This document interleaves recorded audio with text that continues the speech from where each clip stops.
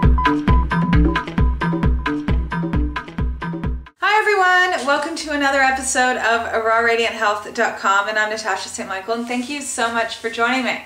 So it's Tuesday, and today I'm going to talk about salt cravings and how to deal with it, and how much salt you should have in your diet, and what salt is good and which one's bad, and also just how to reduce salt in your diet. What's an easy way that you can still enjoy the flavor, but you can get rid of the high doses of salt.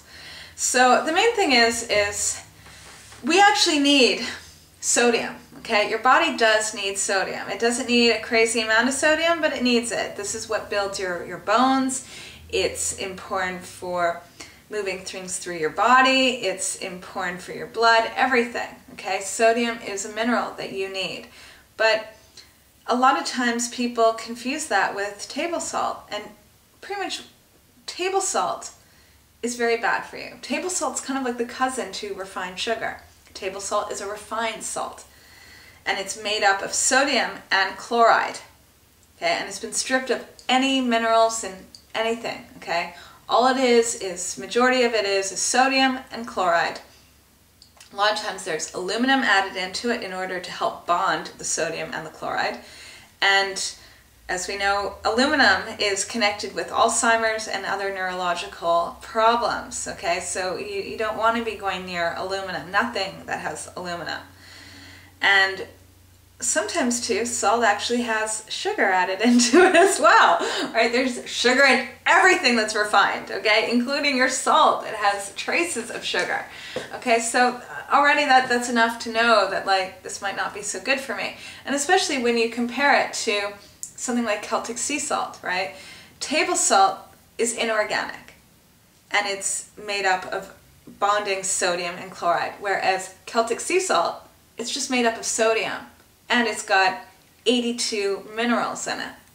So that's a huge difference. There's no chloride in it, okay? So big difference. And Celtic sea salt is organic as well, and it's bioavailable to the body, okay? But again, we don't want to go overboard with how much salt we eat. On average, people shouldn't be having more than ½ teaspoon to 1 teaspoon of salt a day, of sodium. And that is also including even your fruits and vegetables, which have trace amounts of sodium in it. And certain things like celery, and your greens like romaine lettuce and kale and spinach and sea vegetables, these things, olives, they have a ton amount of sodium.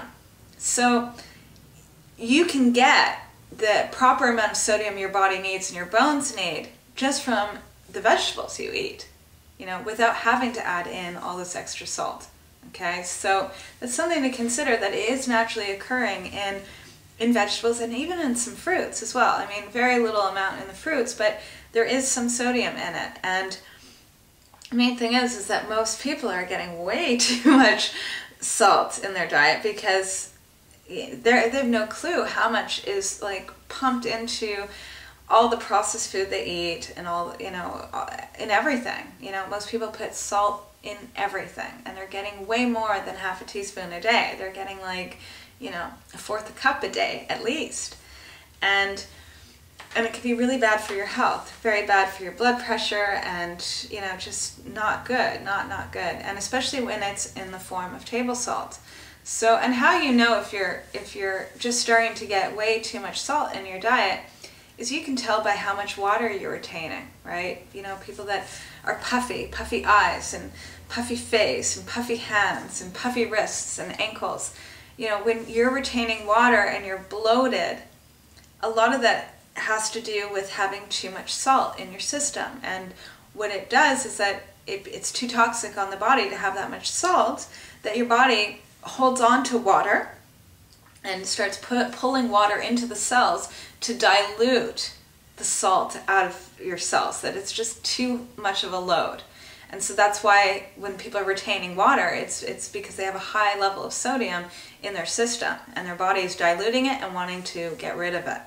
Okay, so, and if this is happening to you day in and day out, every morning you're waking up with puffy face, then you really got to, you know, start working on your diet and start changing things, because later on it can really have a bad effect on your heart and on your body. Okay, so this is just a little warning. And plus, no one wants to be puffy. Like, I mean, that's like, that's the opposite of beauty and radiance, right? So want to reduce the salt. And I also just want to mention too that a lot of times people that mistaken a salt craving for more of a craving for fatty food. And salt always comes hand in hand with high fat foods and with MSG. Okay, so this is something to consider, is that, a lot of times people think they have a salt craving when they're craving chips. But chips also, not only do they contain a high level of sodium, but they also contain a great amount of MSG and also a high amount of fat. Okay, and MSG is a neurotoxin. MSG is very, very bad for you. This is something too that can really give you, it really contributes to neurological problems down the line. So that's something you want to avoid. And unfortunately, these three ingredients are hand in hand in, all chips, all processed food, all fast food, the French fries, the fried chicken, all of that. MSG is a flavor enhancer, so is the sodium. And then so is the fat as well. And there's always a little bit of sugar sprinkled on this as well. Okay, so you want to kind of avoid buying all this processed pre-made foods, and you want to start making your own food.